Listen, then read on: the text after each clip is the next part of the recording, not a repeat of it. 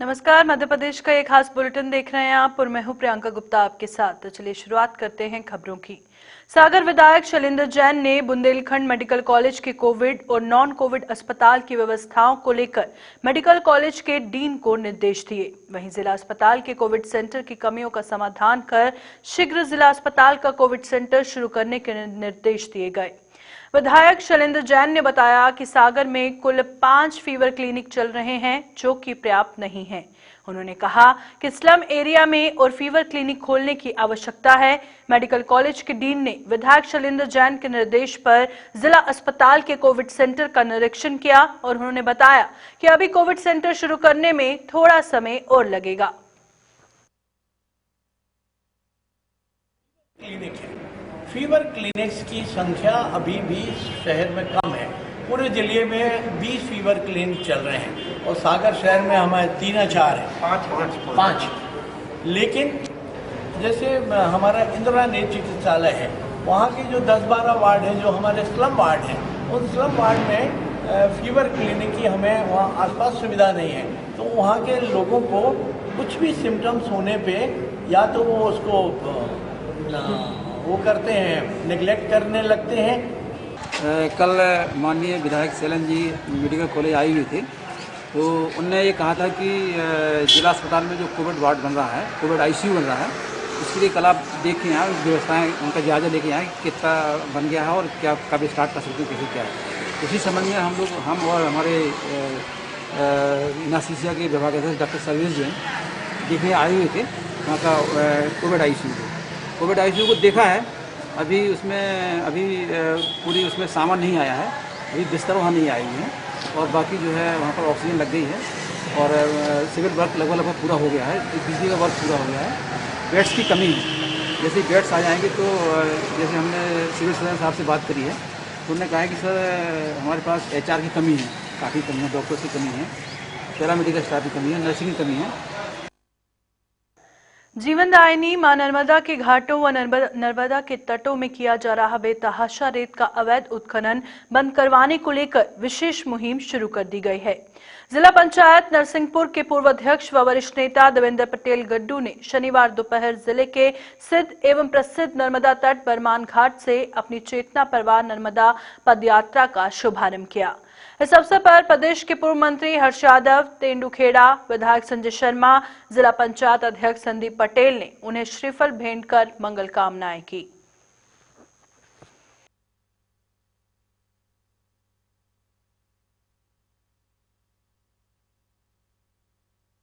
एक बहुत बड़ा संकल्प लेके देवेंद्र पटेल जी ने जो यात्रा शुरू की है, पूरा मध्य प्रदेश से लेकर से नर्मदा अंचल है, सभी लोगों की आस्था और विश्वास नर्मदा माँ के प्रति है और निश्चित रूप से इस तरह से अवैध उत्खनन हो रहा है, पर्यावरण का असंतुलन हो रहा है। माँ नर्मदा के संरक्षण संवर्धन के लिए जो संकल्प लेके आपने यात्रा शुरू की है, निश्चित रूप से इससे जन जागृति पैदा होगी और लोगों में विश्वास पैदा होगा कि हमारा संकल्प होना चाहिए कि हम नर्मदा या माँ के संरक्षण संवर्धन के लिए आगे आएँ। और कहीं ना कहीं जिस तरह से अवैध उत्खनन हो रहा है पूरे प्रदेश में, और कहीं ना कहीं वो लोग, वो सफेद लोग, उस लोग जो अवैध उत्खनन करके आज लाखों करोड़ों के मालिक हो चुके हैं, उनको भी हम चेताने का काम करेंगे और निश्चित रूप से जिन नर्मदा माँ के नाम पर जो उन्होंने सेना बनाई है वो निश्चित रूप से अनुकरणीय काम करेगा, मेरा ऐसा मानना है। और सभी नर्मदा भक्तों की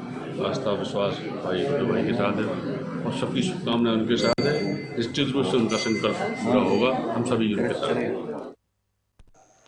मंडला जिले में 26 रेत खदानें स्वीकृत हैं, लेकिन लगभग 200 स्थानों से अवैध रूप से रेत खदान का सिलसिला लगातार जारी है।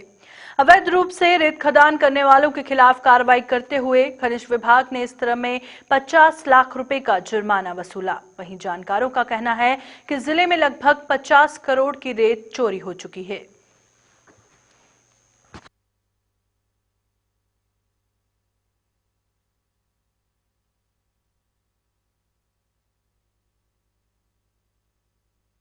वित्तीय वर्ष 2020-21 में अभी तक 450 अवैध उत्खनन परिवहन भंडारण के प्रकरण पंजीबद्ध किए जा चुके हैं, जिसमें लगभग 50 लाख का जुर्माना जमा कराया जा चुका है। 79 की कार्रवाई कितने में की गई थी? देखिए, अभी जो माननीय उच्च न्यायालय के जो निर्देश प्राप्त हुए हैं उसमें एफआईआर की कार्रवाई जिले में की गई है। 12 प्रकरणों में दर्ज किया जा चुका है और दिनांक 3 तारीख को माननीय सर्वोच्च न्यायालय का भी आदेश प्राप्त हुआ है, जिसके अनुसार जिले में कार्रवाई की जाएगी। सर, टेंडर हो गया है रेत का, किस कंपनी को मिला है, कब तक ये ठेका चालू होगा? ये रेत जिले में जो स्वीकृत 26 खदानों हैं उसका जो ई टेंडर है वो अष्टवक्र आईटी सॉल्यूशंस मुंबई को प्राप्त हुआ है, जिनके द्वारा अनुबंध की कार्रवाई की जाए। सिंगरौली जिले के चितरंगी भाजपा कार्यालय में 2 दिवसीय मंडल प्रशिक्षण वर्ग 2020 का आयोजन किया गया, जिसमें मुख्य अतिथि के रूप में भाजपा जिला अध्यक्ष वीरेंद्र गोयल के अतिरिक्त मंडल अध्यक्ष चितरंगी देवी बैस, विधायक अमर सिंह, वरिष्ठ कार्यकर्ता परविंदर धर द्विवेदी के साथ साथ सैकड़ों की संख्या में भाजपा कार्यकर्ता ने हिस्सा लिया। इस अवसर पर मीडिया को संबोधित करते हुए जिलाध्यक्ष वीरेंद्र गोयल ने बताया कि इस प्रशिक्षण के माध्यम से भाजपा की नीतियों का प्रचार प्रसार किया जाना है। अनुमान लगाया जा रहा है कि नगरीय निकाय एवं पंचायतों के चुनाव होने वाले हैं और चुनाव में अच्छे परिणाम भारतीय जनता पार्टी को मिल सके, इसके लिए लगातार भारतीय जनता पार्टी द्वारा एक के बाद एक कार्यक्रम किए जा रहे हैं।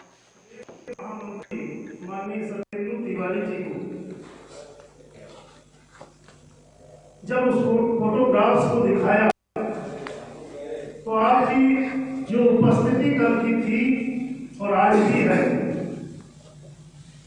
उस उपस्थिति को देख करके उन दोनों ने अपनी तरफ से आप सबों को बहुत बहुत बधाई घोषित किया।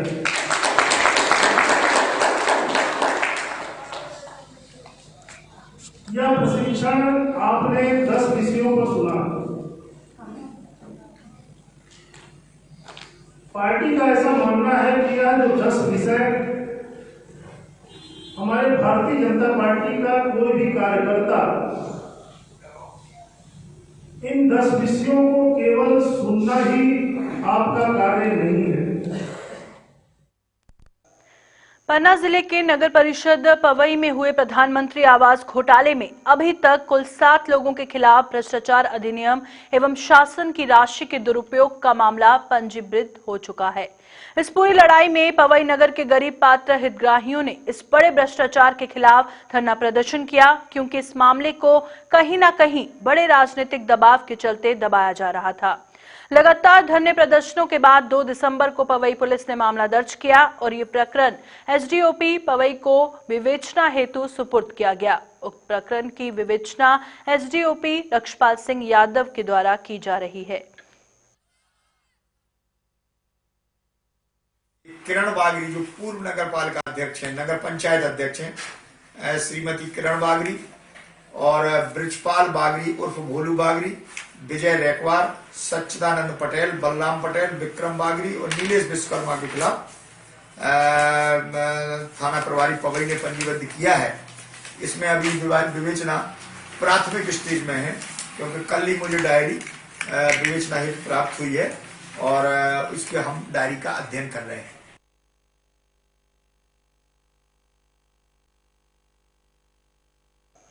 निवास जिले में इलाज के नाम पर लोगों को लूटा जा रहा है। ताजा मामला निवास का है, जहां मुख्य मार्ग बस स्टैंड पर कथित डॉक्टर जबलपुर से आकर बड़ी बड़ी बीमारों का इलाज करने का दावा कर लोगों से मोटी रकम वसूल रहा था।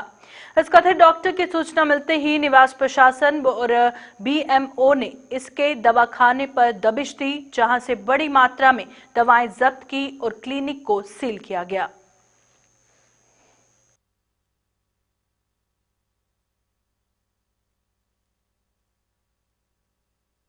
कार्रवाई है जो होती रहती है कि शासन द्वारा नियत तिथि पर ये कार्रवाइयाँ होती रहती हैं। और आज दिनांक को हमको पता चला कि चिकित्सक जो व्यवसाय कर रहे हैं उनके पास कोई डिग्री शायद नहीं है और उनके द्वारा अन्य प्रकार की दवाइयाँ भी जो है एलोपैथिक की यूज़ की जा रही हैं, जो उनको अथॉरिटी में नहीं है। इस कारण से हमारे द्वारा जो है टीम का गठन होता है, जिसमें शासन के टीआई साहब, तहसीलदार साहब, हमारा समस्त विभाग होता है। और निरीक्षण करने पर पाया गया कि वो अपनी पैथी से हट के इलाज कर रहे थे। उन्होंने कहा कि उनके पास चांसी दवाखाने की है, परंतु कोई डिग्री उन्होंने उपलब्ध नहीं कराई। अब कार्रवाई की हैगी, आगे उच्च अधिकारियों को लिखा। अशोकनगर कलेक्टर अभय वर्मा द्वारा पिपरई नगर परिषद ग्रामों की विघटन की अधिसूचना जारी करने के बाद सीएमओ अरुण कुमार नामदेव ने ग्राम पंचायत पिपरई का जायजा लिया। इसी दौरान उन्होंने पिपरई की नगर परिषद से जुड़े समस्त ग्रामों की पंचायत के सचिव सरपंचों के साथ बैठक की और सीएमओ अरुण कुमार नामदेव ने समस्त प्रदेशवासियों को नगर परिषद की शुभकामनाएं दी। जो हमारे सरपंच हैं और जितनी हमारी 9 नगर पंचायत हैं उसके सभी रहवासियों को नगर परिषद पिपरई के गठन का उनको पूरी तरह से अभिवादन करता हूं और उन सब लोगों को इसकी बधाई देता हूं। मैं अरुण नामदेव, परियोजना अधिकारी, जिला शहरी विकास अभिकरण, अशोकनगर। अभी आज ही मुझे इस बात का आदेश प्राप्त हुआ कलेक्टर महोदय से कि नगर परिषद पिपरई का गठन हो गया है और वहाँ की जो पंचायतें अभी तक अस्तित्व में थी वो पंचायतों का अस्तित्व खत्म कर अब पूरी तरह से इस को नगर घोषित कर दिया गया है। उस आदेश के पालन में मैं आज पिपरई आकर और जितने भी पंच और सरपंच हमारे और जो सेक्रेटरी और उससे संबंधित हमारे इंस्पेक्टर साहब हैं उनके साथ मैंने यहाँ के चर्चा की और जो शासन के नियम और अनुसार हमें 4 हैंडओवर संपत्तियों का हैंडओवर किया जाना है उसके बारे में मैंने सभी स्टाफ से जानकारी ली है और चार्ज लेने की कार्रवाई प्रारंभ कर दी है। तो नगर परिषद का हैंडओवर सर आप कब लेंगे? नगर परिषद का हैंडओवर कंटिन्यू चालू हो गया है। आज से ही यह नवगठित नगर परिषद पिपरई के रूप में जानी जाएगी। तो सर आपका पहला उद्देश्य क्या होगा पिपरई के लिए? पिपरई के नागरिकों की और पिपरई के जनमानस और आप सब पत्रकारों के सहयोग से नगर की जो मूलभूत सुविधाएं जो हमारी नगर परिषदों को की जाना होती है, जैसे सफाई की व्यवस्था, पेयजल की व्यवस्था, विद्युत व्यवस्था, इन सब पे और जो पेट्रोल की कीमतों में बढ़ोतरी के कारण एक बार फिर लोगों ने साइकिलों का प्रयोग करना शुरू कर दिया है। नरसिंहपुर के लोगों के अनुसार पेट्रोल और डीजल की कीमतों में बढ़ोतरी के कारण महंगाई भी बढ़ गई है, जिससे आम आदमी का जीवन दुर्लभ हो गया है। इन लोगों ने मौजूदा सरकार पर निशाना साधते हुए कहा कि मुख्यमंत्री शिवराज सिंह चौहान कांग्रेस सरकार के कार्यकाल में पेट्रोल और डीजल की कीमतों को लेकर मनमोहन सिंह सरकार की आलोचना करते थे, लेकिन आज उनकी सरकार के कार्यकाल में महंगाई आसमान छू रही है। वृद्धि को लेकर जो लगातार डीजल और पेट्रोल के रेट प्रतिदिन तेजी से बढ़ रहे हैं उसको लेकर आ दिया, क्योंकि डीजल बढ़ने के बाद कहीं ना कहीं रसोई का बजट भी गड़बड़ा जाता है। और आज आप देख सकते हैं कि एक बार फिर ऐसा लगता है कि साइकिल युग वापस लौट रहा है। अपन नरसिंहपुर शहर में ही लगाएं तो कभी साइकिलें नहीं दिखा करती थी, लेकिन आज सैकड़ों की संख्या में साइकिल दिख रही हैं। और कभी माननीय शिवराज सिंह चौहान खुद डीजल और पेट्रोल की मूल्य वृद्धि को लेकर हमेशा सड़कों पर उतरा करते थे एवं मनमोहन सरकार पर आरोप लगाते थे, लेकिन अब 40 रुपए के करीब डीजल और पेट्रोल बढ़ा है। राष्ट्रीय किसान मजदूर महासंघ के बैनर तले किसान कानूनों को लेकर किसानों ने जिला मुख्यालय की जगह टोल नाके के पास जमकर विरोध प्रदर्शन किया। इस अवसर पर किसानों ने सरकार का पुतला भी दहन किया और सरकार के खिलाफ नारेबाजी करते हुए किसानों ने इन कानूनों को तत्काल वापस लेने की मांग उठाई। उन्होंने कहा कि अगर किसान विरोधी इन कानूनों को वापस नहीं लिया गया तो किसान आंदोलन और भी उग्र हो सकता है। नरसिंहपुर के सुभाष चौराहे पर केंद्र सरकार की ओर से लाए गए कृषि कानूनों को लेकर प्रदर्शन किया गया। सैकड़ों किसानों ने केंद्र सरकार और प्रधानमंत्री नरेंद्र मोदी के खिलाफ नारेबाजी की और हालात को काबू करने के लिए पुलिस बल के साथ फायर ब्रिगेड की गाड़ियों को भी तैनात किया गया।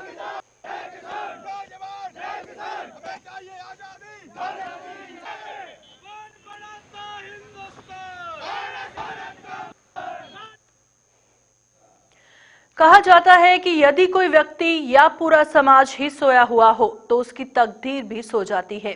कहने का मतलब ये है कि प्रयास करने से ही परिणाम मिलते हैं और यदि व्यवस्था के प्रति हम ही उदासीन रहेंगे तो विकास ठहर जाएगा।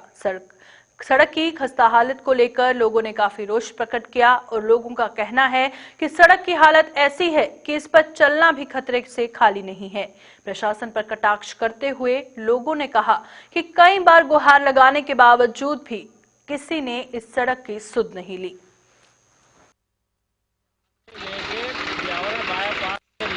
तो कंतोड़ा मेरा से बाईपास तक ऐसा रोड है कि आदमी पैदल तो पैदल, गाड़ी से अगर जाए तो उसकी पीछे के मिसेज या बच्चा बच्ची लेके जाए तो पीछे के पीछे गिर जाए।